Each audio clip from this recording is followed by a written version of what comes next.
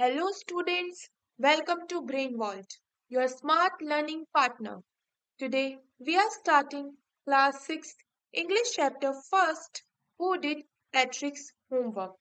Let's understand the chapter in a simple and fun way. So, grab your books and let's begin. Patrick never did homework.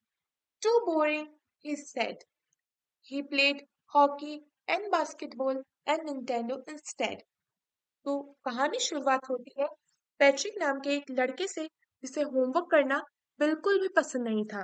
वो कहता तो boring यानी कि उसे वो बिल्कुल पसंद नहीं है, बल्कि पढ़ाई करने के बजाय अपना होमवर्क करने के बजाय वो हॉकी, बास्केटबॉल और निंटेंडो यानी एक तरह का वीडियो गेम खेलता रहता था। His teachers told him, Patrick, do your homework or you won't learn a thing. उसके टीचर्स उसे हमेशा वार्न करते थे और डांटते थे, पैट्रिक अपना होमवर्क किया करो, नहीं तो तुम कुछ भी नहीं सीख पाओगे। And it's true, sometimes he did feel like an ignoramus, but what could he do? He hated homework. और उसे भी लगता था कि ये सच है, क्योंकि वह दिन ब दिन लापरवाह होता जा रहा था। पर वो कर भी क्या सकता था, उसे होमवर्क करना बिल्कुल भी पसंद नहीं था। इग्नोरेमस का मतलब होता है एक ऐसा इंसान जिसका अपनी पढ़ाई की तरफ ध्यान नहीं लगता। So let's see what happens next.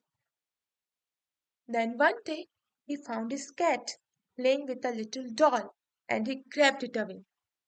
फिर एक दिन क्या हुआ, उसने देखा कि उसकी बिल्ली डॉल के साथ खेल रही है। उसे उसने एकदम से खींच लिया। ग्रैब्ड यानी होता है सीज सडनली यानी एकदम से खींच लेना। To his surprise, it wasn't there at all, but a man of the tiniest size. उस उसे आश्चर्य हुआ, वो एक डॉल नहीं थी, बल्कि एक आदमी था, छोटी साइज का। टाइनीएस्ट का मतलब होता है स्मॉलेस्ट यानी बहुत छोटा। He had a little wool shirt with old-fashioned breeches and a high, tall head much like a witch's. उस छोटे आदमी यानी कि एल्फ ने एक ऊन की शर्ट पहन रखी थी और पुराने जमाने के ब्रिचेस, ब्रिचेस का मतलब होता है ट्राउजर्स, वो पहन रखे थे। और उसने एक लंबी टोपी, जैसे जादूगरनियां पहनती है वैसी एक नुकीली लंबी टोपी पहन रखी थी, जैसा कि हम इस इमेज में देख सकते हैं।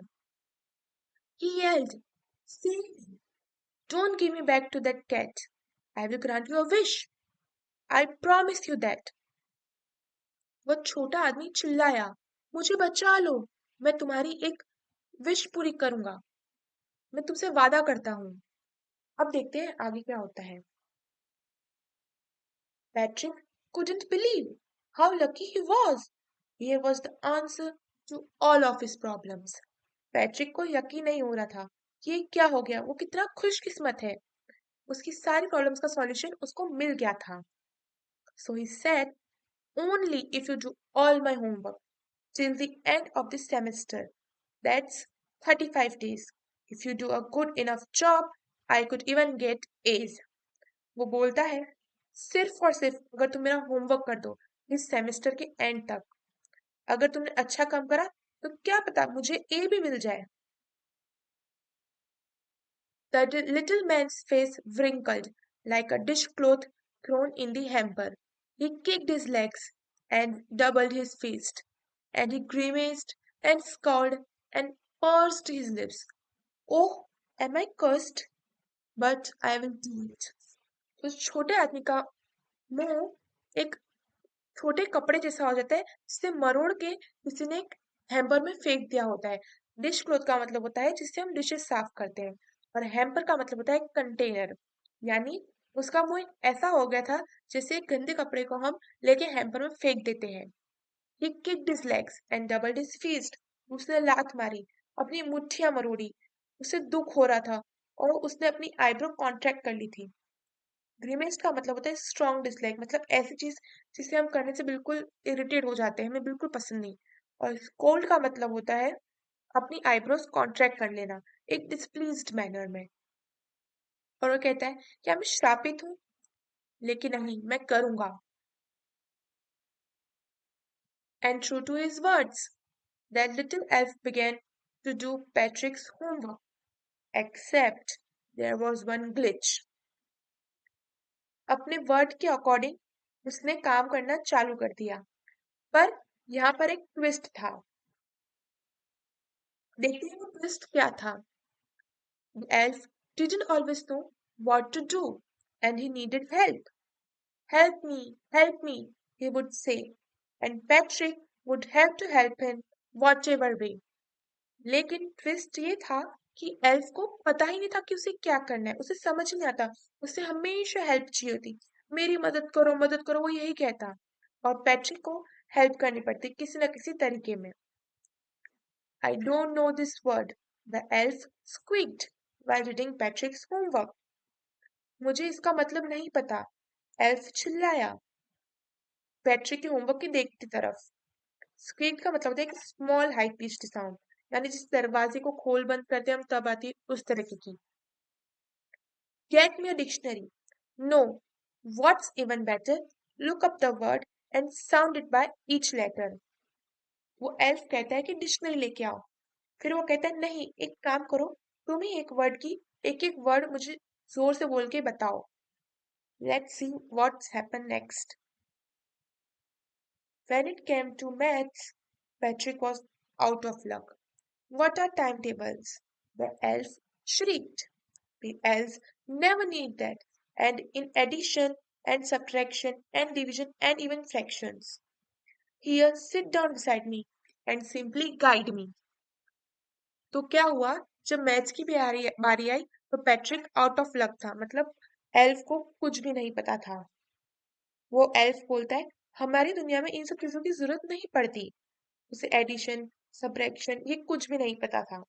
एल्फ ने बोला पैट्रिक से, इधर आओ, बैठो मेरे साथ और मुझे गाइड करो। स्क्रीक का मतलब होता है एक हाई पिच्ड क्राई, मतलब जोर से चिल्लाना। Elves know nothing of human history. To them, it's a mystery. So the little elf, already a shouter, just got louder. Go to the library. I need more books, and you can help me read them too. Elves को human history के बारे में कुछ भी नहीं पता, उनकी दुनिया ही अलग होती है। सो जो लिटिल एल्फ है जो चिल्ला रहा था वो और जोर से चिल्लाने लग गया। उसने बोला जाओ लाइब्रेरी जाओ और बुक्स लेके आओ और मुझे उन्हें पढ़ने में मदद करो। So now see what happens next. As a matter of fact, every day in every way, that little elf was a nag. Patrick was working harder than ever, and was it a drag?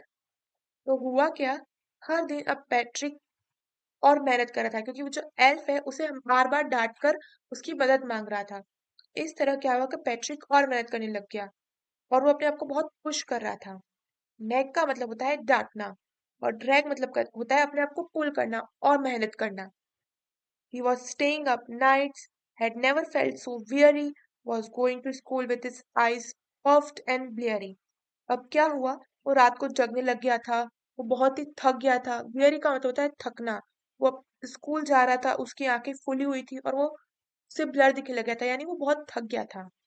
Eyes puffed and ब्लेयरी का मतलब होता है, puffed मतलब होता है swollen यानी फूल जाना, ब्लेयरी का मतलब होता है ब्लर यानी हल्का हल्का ब्लर दिखना। Finally, the last day of school arrived, and the elf was free to go. As for the homework, there was no more, so he quietly and slyly slipped out of the back door. ऐसे करते करते school का last दिन आ गया। अब elf जाने के लिए फ्री था। रही बात होमवर्क की बच्चों, तो वो अब नहीं बचा था, तो वह चुपचाप और धीरे से पीछे के दरवाजे से भाग गया। Patrick got his A's, his classmates were amazed, his teachers smiled and were full of praise. तो हुआ क्या, पैट्रिक को ए मिला और उसके क्लासमेट सारे शॉक हो गए थे कि अरे ये हुआ कैसे, पैट्रिक को कहाँ से ए मिलने लग गया, वो तो पढ़ता ही नहीं था। उसके टीचर्स खुश हुए और वो प्रशंसा से भरे हुए थे। And his parents, they wondered what had happened to Patrick. उसके पेरेंट्स भी सरप्राइज्ड थे, ये हुआ कैसे, अचानक से क्या हो गया पैट्रिक को। He was now the model kid, cleaned his room, did his course, was cheerful, never rude like he had developed a whole new attitude. अब वो एक बहुत अच्छा बच्चा बन गया था। वो अपना रूम साफ करता था, उसके सारे काम करता था। कोर्स का मतलब होता है टास्क यानी काम। वो चीयरफुल रहने लग गया था, वो खुश रहने लग गया था, कभी भी रूड नहीं था, उसका बर्ताव बदल गया था। उसने अपना एक नया एटीट्यूड यानी एक अपना नया माइंडसेट बना लिया था। You see, in the end, Patrick still thought he would make that tiny man do his all homework. But I will share a secret, just between you and me. It wasn't the elf. Patrick had done it himself. And में ये पता चलता है कि Patrick को लगा कि उसने सारा काम उस छोटे आदमी से यानी एल्फ से कराया था, पर ऐसा नहीं था। जो सारा काम है वो पैट्रिक ने खुद ने करा था। तो स्टूडेंट्स, हम इस कहानी से क्या सीखते हैं? पैट्रिक को लगा कि एल्फ उसका होमवर्क कर रहा है, लेकिन असल में वह सब खुद खुद खुद कर रहा था। किताबें पढ़ना, आंसर ढूंढना और प्रॉब्लम्स को सॉल्व करना। इससे वह ज्यादा जिम्मेदार और समझदार बन गया था।